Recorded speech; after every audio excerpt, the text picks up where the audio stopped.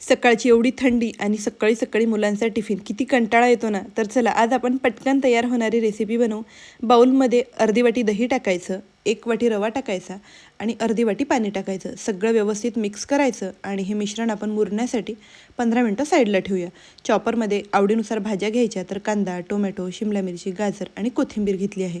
सगळ्या भाज्या अगदी बारीक अशा आपल्याला चॉप करून घ्यायच्या आहे. आता चॉप केलेल्या भाज्या आपण बॅटरमध्ये टाकूया. थोडंसं लाल तिखट, हळद, जिरा पावडर, अख्खे जिरे आणि भरपूर असे पांढरे तीळ टाकायचे. सगळं व्यवस्थित मिक्स करून घ्यायचं आणि यात आता थोडं थोडं पाणी टाकायचं आणि व्यवस्थित मिक्स करून अगदी स्मूथ असं हे बॅटर तयार करून घ्यायचं. चवीपुरता मीठ टाकूया, मिक्स करून घ्यायचं आणि अगदी थोडासा खायचा सोडा टाकायचा. म्हणजे हे आप्पे ना छान हलके फुलके होतात आणि जाळीदार होतात. आप्पे पॅनमध्ये थोडंसं तेल आणि मोहरी टाकली आहे आणि हे बॅटर टाकून दोन्ही साईडनी झाकण ठेवून आपल्याला हे आप्पे छान अलटून पलटून भाजून घ्यायचे आहे. हवं असेल तर तुम्ही इथे तेलसुद्धा टाकू शकता आणि बघू शकता मस्त आपले पौष्टिक भरपूर अशा भाज्या असलेले आप्पे तयार आहेत. रेसिपी नक्की ट्राय